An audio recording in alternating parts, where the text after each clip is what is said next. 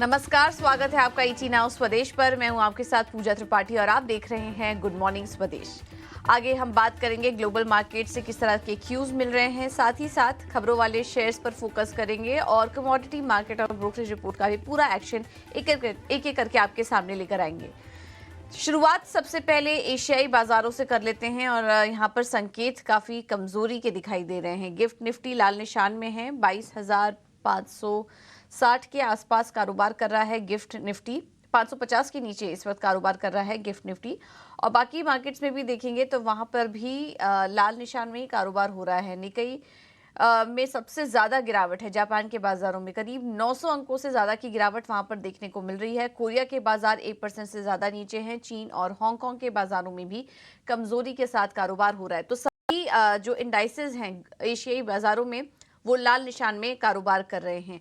और global market से भी संकेत कुछ ठीक नहीं दिखाई दे रहे हैं। अगर डाउ जोन्स की बात करेंगे तो वहां पर करीब 500 अंकों की गिरावट देखने को मिली। हालांकि हमने ये भी देखा कि अमेरिकी बाजारों ने दिन के दौरान ही इंट्राडे हाई लेवल्स भी टेस्ट किए हैं, लेकिन उसके बाद ऊपरी स्तरों से गिरावट भी आई। और अगर दिन भर की ट्रेड की बात करें तो डाउ जोन्स में ऊपरी स्तरों से करीब 862 अंकों की गिरावट देखने को मिली है। तो डाउ जोन्स में अगर मार्च 2023 के बाद से बात करें तो सबसे बड़ी इंट्राडे गिरावट ये थी। 530 अंकों के आसपास के साथ सबसे खराब सत्र था डाउ जोन्स के लिए। और S&P 500 और नैस्डैक में भी कमजोरी देखने को मिली।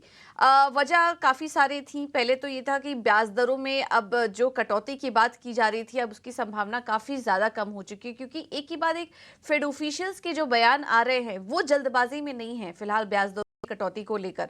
और कल फेड प्रेसिडेंट नील कश्करी का भी बयान इसी तरीके का था और उनका ये भी कहना था कि जब तक महंगाई लक्ष्य 2% के नीचे नहीं आ जाती, उसके पास स्टेबल नहीं हो जाती है, तब तक ब्याज दरों में कटौती नहीं करनी चाहिए सेंट्रल बैंक को। इस तरह के बयान निकल कर आ रहे हैं। और फेड चेयरमैन जेरम पावेल ने भी खुद कह दिया था कि जब तक वो कॉन्फिडेंट नहीं हो जाएंगे महंगाई के आंकड़ों को लेकर, तब तक वो ब्याज दरों में कटौती करने के लिए जल्दबाजी फिलहाल नहीं करेंगे। तो जिस तरीके से एक यूफोरिया चला था मार्च में रेट कट्स के अनुमान को लेकर, जिस तरह की तेजी आ रही थी, अब ये जो बयान आ रहे हैं एक मुनाफा वसूली देखने को मिल रही है। एक्सपर्ट्स का कहना है कि अभी भी वैल्यूएशंस काफी ज्यादा हैं अमेरिकी बाजारों के, तो उस लिहाज से भी एक मुनाफा वसूली और ये गिरावट हम देख रहे हैं। लेकिन ये सारे ट्रिगर्स भी हैं जो कि काम कर रहे हैं गिरावट का अमेरिकी बाजारों के लिए। और एक और चीज हुई है, अक्टूबर के बाद जो कच्चे तेल में था वहां पर भी काफी बड़ी तेजी देखने को मिली। और यूएस WTI ऑयल की बात करें तो वहां पर भी अक्टूबर के बाद बड़ी तेजी देखने को मिली। तो इससे जुड़े स्टॉक्स में भी हमने कल वहां पर तनाव देखा। अब आगे बढ़ते हैं, यूरोप के बाजार से भी बात करेंगे तो मिले जुले ही संकेत आ रहे हैं। लेकिन कच्चा तेल ये जो एक फैक्टर है ये थोड़ी चिंता की बात है और भारतीय बाजारों के लिए भी थोड़ा कंसर्न हो सकता है। जिस तरह से कच्चे तेल में लगातार हम बढ़त देख रहे हैं और $90 के पास अब क्रूड निकल चुका है। इजराइल और ईरान के बीच टेंशन बनी हुई है, सप्लाई की चिंता बनी हुई है, जिसके कारण हम कच्चे तेल में लगातार तेजी देख रहे हैं और 20 अक्टूबर के बाद ये लेवल्स देखने को मिले हैं।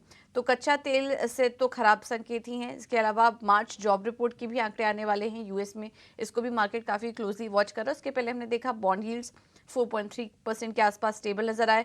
डॉलर इंडेक्स 104 के पास सपाट थे। सोना रिकॉर्ड स्तर छूकर अब वहां पर भी हल्का कंसोलिडेशन देखने को मिला और अभी भी 2300 के ऊपर ही है, 2300 के ऊपर ही है। लेकिन वहां पर थोड़ी मुनाफा वसूली देखने को मिली। तो कुल मिला बात करें तो कच्चा तेल थोड़ा यहाँ पर दिक्कत वाली बात दिखाई दे रही है आज भारतीय बाजारों के लिए। और ओवरऑल संकेत भी आज इंडियन मार्केट्स के लिए ठीक नहीं है अगर ग्लोबल फ्रंट पर बात करें तो। हालांकि आज भारतीय बाजारों के लिए भी इंपॉर्टेंट दिन होगा। आज आरबीआई की तरफ से इस वित्त वर्ष की पहली पॉलिसी की घोषणा होगी और काफी इंपॉर्टेंट होगा देखना और ये सुनना कि आरबीआई गवर्नर ग्लोबल मार्केट को से किस तरह के संकेत ले रहे हैं, कच्चे तेल को लेकर उनका क्या बयान आता है और महंगाई को लेकर क्या आउटलुक होता है। ये काफी इंपॉर्टेंट होगा आज के दिन देखना और उसका भी असर आज हम देखेंगे, दिन भर भारतीय बाजारों पर बना रहेगा।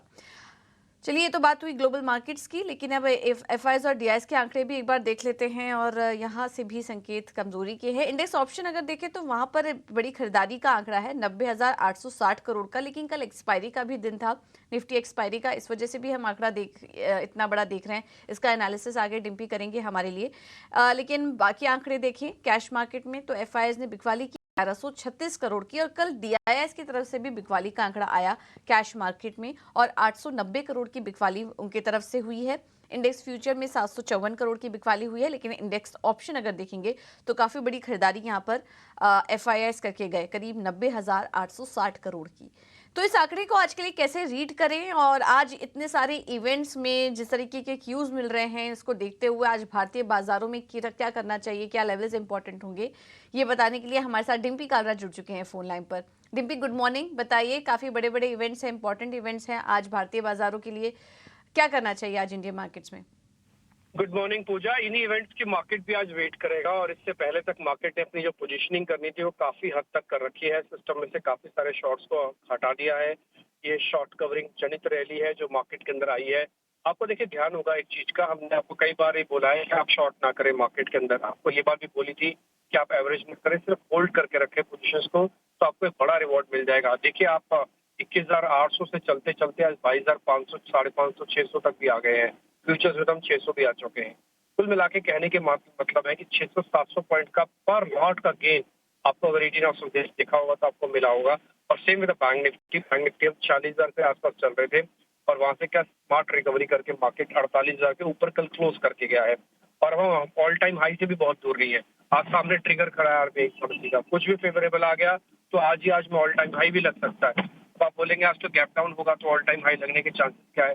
यस, गैप डाउन हो सकता है। आप 2 दिन से ध्यान रखा होगा आपने, तो ग्लोबल मार्केट्स आज नहीं गिरे हैं, बल्कि 2 दिन से गिर रहे हैं, और मार्केट से उनको इग्नोर किया। जब ग्लोबल मार्केट यानी कि डाउ नैस्डैक टूटे भी थे, तो उसके बावजूद भी हमने ऑल टाइम हाई को टेस्ट किया। तो मार्केट अपनी कोर स्ट्रेंथ पे भी काम कर रहा है और ग्लोबल मार्केट्स को इग्नोर कर रहा है। आज फिर से गैप डाउन होगा तो आपको सपोर्ट चेक करने हैं। मैं निफ्टी के डाटा से शुरू करता हूँ। 3% का ओवाई शेडिंग हुई है कल। इसका मतलब कि कल शॉर्ट कवरिंग हुई है। सिस्टम में काफी हद तक शॉर्ट्स को हटा दिया है। ठीक, अब आपको प्लेन प्ले ग्राउंड है आपके लिए, या तो आप यहाँ पे फ्रेश लॉन्ग लेके आओ, नहीं तो शॉर्ट कवरिंग के दम पर बाजार चलेगा नहीं। अगर आज मार्केट में गैप अप ओपनिंग नहीं भी होती, गैप डाउन ओपनिंग नहीं भी होती, तब भी मैं यही कहता कि ऊपरी स्तरों पे आके थोड़ी प्रॉफिट बुकिंग जरूर होगी, क्योंकि अब गैप डाउन ही हो रहा है, तो इसलिए ये अब कहना लाजमी नहीं होगा। इसलिए आपको एक सपोर्ट टेस्ट करने चाहिए। अब आपको सपोर्ट और रेजिस्टेंस दोनों बता देता हूँ। अगर आपके पास पोजीशन है तो आप ट्रेलिंग स्टॉप लॉस अपना 100 पॉइंट से और ऊपर ले आओ। आप पहले आपने 22,200-300 रखा था, अब 300-400 कर दी है, पहला पॉइंट। दूसरा पॉइंट, रेजिस्टेंस एरिया पे तो आप बंद ही हुए हो 550 पे, तो 550 650 की रेंज में फाइनली एक बार पार हो जाने तो उसके बाद आपके लिए नए रास्ते खुल जाएंगे, जो कि 22,800 तक की भी आ जाती है। हालांकि हम ऑल टाइम हाई पे है, कैलकुलेशंस मुश्किल होती है, बट फिर भी आप 22,800 तक का अपने ऑप्शन ट्रेडिंग के हिसाब से रख सकते हैं टारगेट को। अब आते हैं बैंक निफ्टी पर। बैंक निफ्टी के अंदर भी कल 11% का ओपन इंटरेस्ट शेडिंग हुई है। कल बैंक निफ्टी ने आखिरकार जितने शॉर्ट सिस्टम में थोड़े बहुत हुए थे उसको भी साफ कर दिया, और इवेंट से पहले साफ किया है। तो इसलिए अगर आप फ्रेश लॉन्ग पोजीशन आज बन गई तो बैंक निफ्टी आज में या कल तक में आपको नया हाई बना देगा 48,500 के ऊपर का। और अगर ये नहीं बनती, यानी कि पॉलिसी का फेवर इसके में नहीं आता है, तो फिर कम से कम 300 से 400 पॉइंट गिरावट के लिए वापस से तैयार रहना होगा हमको। लेकिन वो भी बाइंग ऑन डिप्स के लिए ही है, वो सेल ऑन राइज नहीं होगा, वो बाइंग ऑन डिप्स होगा। सेल ऑन राइज तो वैसे भी नहीं कर पाएंगे क्योंकि गैप डाउन ओपनिंग होने के चांसेस लग रहे हैं आज। तो कुल मिला के ये मार्केट का सेटअप है। तो जिनके पास ये पोजीशन है, अपने पोजीशन के अकॉर्डिंग काम कीजिएगा। 3 शेयर एफ&ओ बैन में है। ऑप्शंस के पुट कॉल रेशियो के हिसाब से अगर आप देखेंगे तो दोनों का 1-1 पे फीचर चल रहा है, ना ही ज्यादा महंगा ना ही ज्यादा सस्ता है। और इसके अलावा एफआई रिटेल और डीआईएस की होल्डिंग में किसी तरह का कोई मेजर बदलाव नहीं। अभी आप 90,000 करोड़ रुपए के इंडेक्स ऑप्शंस की बात बोल रहे थे। ये टिपिकली इंडेक्स ऑप्शंस के अंदर क्या होता है, जब आप रेजिस्टेंस पे आते हो या ऑल टाइम हाई पे आते हो, इस तरह के नंबर आते हैं, क्योंकि एफआई टिपिकली हैच कर देते हैं। और कल एक चीज आप और नोट कर लीजिए एफआई के नंबर में, कि सभी नंबर नेगेटिव हैं। सभी number right from cash to stock futures, इकलौता इंडेक्स ऑप्शंस का ही नंबर 90,000 करोड़ रुपए का है। इसका मतलब ये क्लियरली है कि ऊपर से माल हल्का तो किया गया है, लेकिन ऑप्शंस को हेज करके किया गया है, इसलिए नंबर इसका 90,000 करोड़ रुपए का आपको आता हुआ दिख रहा है। बिल्कुल, बहुत बहुत शुक्रिया डिम्पी पूरा एनालिसिस करने के लिए। और 3 दिन से वाकई ग्लोबल मार्केट से संकेत कमज़ोर आ रहे थे, लेकिन आपकी जो कमेंट्री थी वो स्टिक थी और इस एक सिल्वर लाइनिंग का काम कर रही थी। इसके बाद इसी वजह से हम बार बार देख रहे थे कि बाजार कमज़ोर खुलते थे, लेकिन फिर वहाँ से एक रिकवरी भी आती थी और ऑल टाइम हाई लेवल्स भी इस बीच हमने टेस्ट किए हैं। अभी भी ग्लोबल चिंताएं बनी हुई हैं और गैप डाउन ओपनिंग देखने को मिल सकती है। आरबीआई पॉलिसी का इवेंट भी है, तो पॉलिसी के पहले पॉलिसी के बाद की चाल हम देखेंगे कैसी रहती है, तो थोड़ा वेट करके आज ट्रेड करें। और ये अहम लेवल्स आपको बता दिए हैं आज के लिए, सपोर्ट और रेजिस्टेंस लेवल निफ्टी के लिए, और बैंक निफ्टी में आपको कहाँ नजर रखनी है ये भी आपको बता दिया गया। याद रखिए, पॉलिसी से पहले और पॉलिसी के बाद का मूवमेंट अलग हो सकता है। आरबीआई की गवर्नर की कमेंट्री काफी इंपॉर्टेंट रहेगी आज के मार्केट में। चलिए अब आगे बढ़ते हैं। हमारे साथ एक और मार्केट एक्सपर्ट जुड़ चुके हैं investforedu.com से, Aditya Agarwal. Aditya ji, thank you so much समय देने के लिए टीना हाउस प्रदेश को। बताइए आपका क्या व्यू बन रहा है निफ्टी और बैंक निफ्टी के लिए, और किन शेयरों में ट्रेड करें? गुड मॉर्निंग पूजा, शो पे बुलाने के लिए शुक्रिया। मार्केट हालांकि ऑल टाइम हाई पे कल क्लोज जरूर किया है निफ्टी स्पेशली, लेकिन अगर हम गिफ्ट निफ्टी की बात करें तो एक वापस से गैप डाउन ओपन हो सकता है। तो ये जो रेजिस्टेंस बना हुआ है पूजा लगातार 22,550 का, वो प्रॉपरली जब तक उसके ऊपर सस्टेन नहीं करता है मार्केट, मुझे लग रहा है कि मार्केट में वॉलेटिलिटी बनी रहेगी। और नीचे 22,300 का जो लेवल है वो काफी क्रूशल सपोर्ट एरिया रहेगा मार्केट के लिए। कल भी हमने देखा था कि वहीं से इंट्राडे बाइंग आई थी इनिशियल डिप के बाद, और मार्केट ऑल टाइम हाई पे क्लोज किया है। तो आज का जो इनिशियल एक 70-80 पॉइंट का जो गैप डाउन होगा, उसके बाद दो अहम लेवल्स वॉच आउट करने चाहिए ट्रेडर्स को। पहला रहेगा 22,400 का और दूसरा रहेगा 22,300 का। अगर ये दो लेवल्स होल्ड करते हैं पॉलिसी के बाद भी, तो मुझे लग रहा है कहीं ना कहीं एक शॉर्ट कवरिंग रैली वापस आ सकती है मार्केट में, और हमको वापस 22,550 22,600 का जो लेवल है वो दिख सकता है। उसके सामने अगर हम बैंक निफ्टी की बात करें तो बैंक निफ्टी में जरूर एक तेजी है, मोमेंटम भी स्ट्रांग है उसमें। और अगर ये अपना 48,000 का लेवल उसके ऊपर सस्टेन करता है बैंक निफ्टी, तो मैं खरीदारी करके चलना चाहूंगा बैंक निफ्टी में 48,000 के ऊपर। लक्ष्य रहेगा 48,500, जैसा कि डिम्पी भी कुछ टाइम पहले कह रहे थे। और नीचे में सपोर्ट आता है इसका 47,600 से 47,700 का। HDFC bank could be major contributor bank nifty में। अगेन मुझे लग रहा है उसमें जो रैली स्टार्ट हुई है वो कंटिन्यू हो सकती है कहीं ना कहीं, अगर पॉलिसी से कुछ नेगेटिव सरप्राइजेस नहीं आते। ओवरऑल मुझे लग रहा है स्ट्रक्चर पॉजिटिव ही है मार्केट का। खाली देखना है आपको कि नीचे के लेवल्स पे जो सपोर्ट है वो होल्ड करने चाहिए। अगर वो होल्ड करते हैं गैप डाउन के बाद, तो मुझे लग रहा है मार्केट में वापस से बाइंग आ सकती है। अगर हम स्टॉक्स की बात कर ले पूजा, तो डेफिनेट मेरे पास दो बाइंग रिकमेंडेशन है आज के लिए। पहला रहेगा परसिस्टेंट सिस्टम्स का। स्टॉक एक अच्छे कंसोलिडेशन के बाद एक वापस फ्रेश अपमूव दिखाता हुआ लग रहा है। मुझे लग रहा है एक अच्छी अपमूव यहाँ पे आनी चाहिए रिजल्ट सेशन स्टार्ट होने के पहले। तो परसिस्टेंट सिस्टम्स में बाइंग करनी चाहिए। लक्ष्य रहेगा 4250 4,250 का, और स्टॉप लॉस रहेगा 3,910 का। दूसरा है इप्का लेबोरेटरीज, बहुत शानदार अपमूव दिखा रहा है स्टॉक पूजा। कंटिन्यूअस हायर लो बनाते जा रहा है, और कल एक कंसोलिडेशन जोन से भी बाहर आया स्टॉक अच्छे वॉल्यूम्स पे। तो मुझे लग रहा है करंट लेवल्स पे खरीदारी करनी चाहिए। लक्ष्य रहेगा यहाँ पे 1370, स्टॉप लॉस लगाना है 1240। ठीक है, तो ये है आदित्य जी की सलाह। परसिस्टेंट और इप्का लैब दोनों में खरीदारी करने की सलाह। 3,250 के लक्ष्य हैं परसिस्टेंट के लिए, इप्का लैब में 1370 के लेवल्स देखने को मिल सकते हैं। थैंक यू आदित्य आपका समय देने के लिए और ये रणनीति सुझाने के लिए।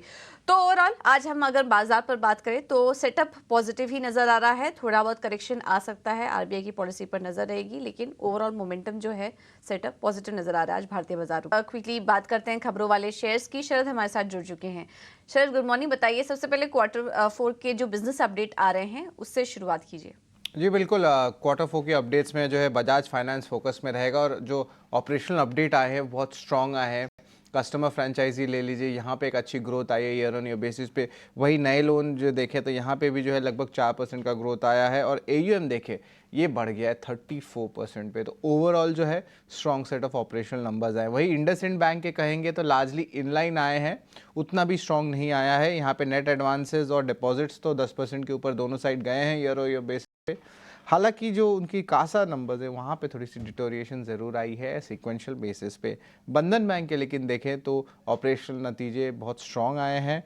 एडवांसेस डिपॉजिट्स में ग्रोथ आया 18 से लेकर 25% तक, और कासा रेशियो में भी लगभग 100 बेसिस पॉइंट्स की सिक्वेंशियल इंप्रूवमेंट आई है। वही ईसैफ स्मॉल फाइनेंस बैंक के बारे में बात करें तो largely inline set of numbers देखने मिले हैं। हालांकि जो एसेट क्वालिटी है वहाँ पे थोड़ी सी डिटोरिएशन ज़रूर आई है। अब बात करेंगे आवास फाइनेंसेस की, तो यहाँ पे अच्छे नतीजे देखने मिले हैं, स्ट्रॉन्ग सेट ऑफ नंबर्स आए। AUM में 22% का ग्रोथ है, और डिसबर्समेंट में भी लगभग 40% का सिक्वेंशियल ग्रोथ देखने मिला है। आखिर में शोभा के बारे में बात करेंगे, जहाँ पे largely inline set of numbers देखने मिले हैं। सेल्स ऑलमोस्ट सपाट रहा है 3% ईयर ऑन ईयर बेसिस पे। हालांकि रियलाइजेशंस उसमें जो है एक अच्छी इंप्रूवमेंट देखने मिली है। तो ये आपके Q4 अपडेट्स है जो आज दिन के ट्रेड में फोकस में रहेंगे। ठीक है, तो ये है आज के तिमाही के अपडेट। शरद, इसके अलावा खबरों वाले शेयर्स कौन कौन से हैं?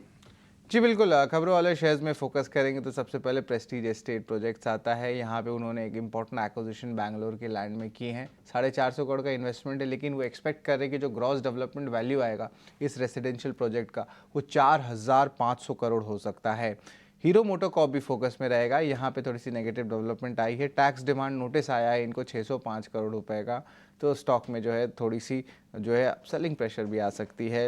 अवंती फीड्स फोकस में रहेगा। कल ऑलरेडी हमने वॉल्यूम्स प्राइस में भी जंप देख लिया था।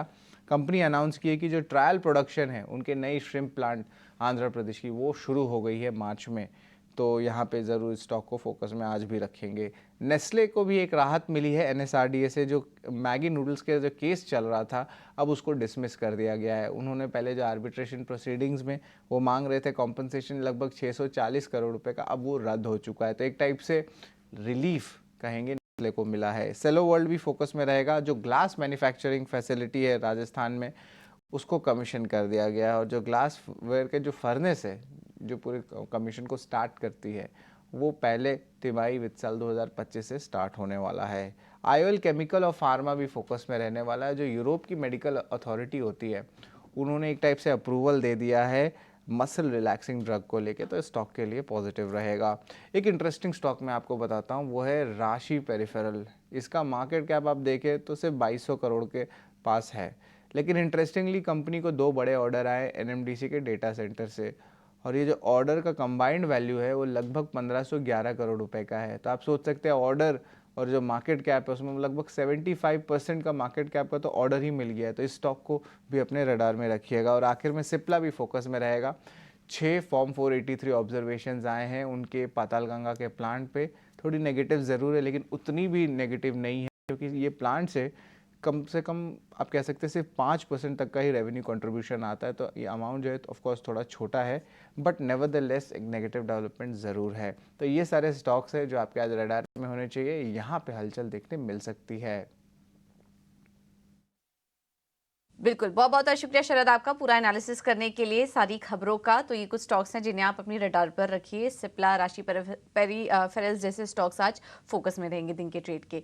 लेकिन आज काफ़ी अहम दिन है। RBI अपनी मॉनेटरी पॉलिसी जारी करेगा। इस वित्त वर्ष की पहली पॉलिसी ये आने जा रही है, और पॉलिसी पर हमने खास पोल किया है। डिटेल्स के साथ अंकुर मिश्रा जुड़ चुके हैं। अंकुर, बताइए।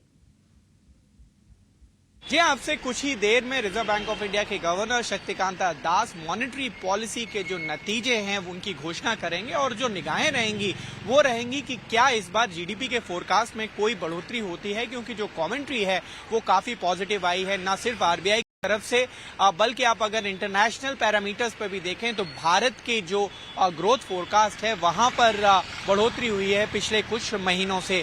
इसके अलावा इन्फ्लेशन की अगर हम बात करें तो ये रिजर्व बैंक ऑफ इंडिया का जो डायरेक्शन था, जो फोरकास्ट था, उसके अनुसार जरूर चला है, लेकिन रिजर्व बैंक ऑफ इंडिया ने अपना गार्ड कम नहीं किया है, और साथ ही साथ मेंटेन किया है कि जब तक ड्यूरेबल बेसिस पे इन्फ्लेशन कम नहीं होता है, जो कदम है वो रिजर्व बैंक ऑफ इंडिया की तरफ से जारी रहेंगे। जो एक्सपेक्टेशन है वो इस बार यही है कि जो रेपो रेट है उसमें बदलाव होने की संभावना काफी कम है। इकोनॉमिस्ट यही मान रहे हैं कि 7वीं बार ऐसा हो सकता है कि जो रेपो रेट है वो यथावत बना रहे, और 6.5% पे stand still RBI monetary policy की घोषणा हो सकती है। लेकिन जो इंटरेस्टिंग चीजें होंगी वो ये होंगी कि क्या लिक्विडिटी पे किसी तरीके की कोई घोषणा है, क्योंकि पिछले 2 महीनों में कई बार ऐसा हुआ है कि लिक्विडिटी सिचुएशन पे मार्केट पार्टिसिपेंट ने बोला है कि रिजर्व बैंक ऑफ इंडिया की दखलंदाजी होनी चाहिए, और साथ ही साथ रूपी ने जो रिकॉर्ड लो हिट किया है उसमें देखना होगा कि क्या गवर्नर इस पे कोई स्पेसिफिक स्टेटमेंट देते हैं। बिल्कुल। तो ये आरबीआई हेडक्वार्टर से, मुंबई हेडक्वार्टर से डायरेक्टली अंकुर हमारे साथ जुड़ते हुए। तो ये कुछ अनुमान है, ब्याज दरों में कटौती का तो अनुमान नहीं है, लेकिन कमेंट्री आज काफ़ी अहम हो गया। रुख क्या होता है ये भी देखना होगा आज आरबीआई की तरफ से। आगे बढ़ेंगे कमोडिटी मार्केट की तरफ। हमारे साथ रणनीति बताने के लिए एचडीएफसी सिक्योरिटी से अनुज गुप्ता मौजूद हैं। अनुज, ओके, चलिए, वो हमारे साथ नहीं जुड़ पाए हैं, संपर्क नहीं हो पाया, लेकिन उनकी जो रणनीति है वो है हमारे पास।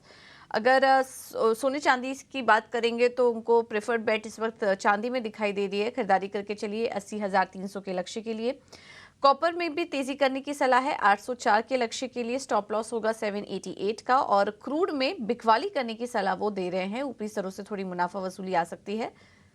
7,120 का टारगेट वो देख रहे हैं, स्टॉप लॉस होगा 7,250। काफी ज्यादा चल चुका है, अब थोड़ी मुनाफा वसूली जो आएगी उस पर आप यहाँ पर बिकवाली करके चल सकते हैं।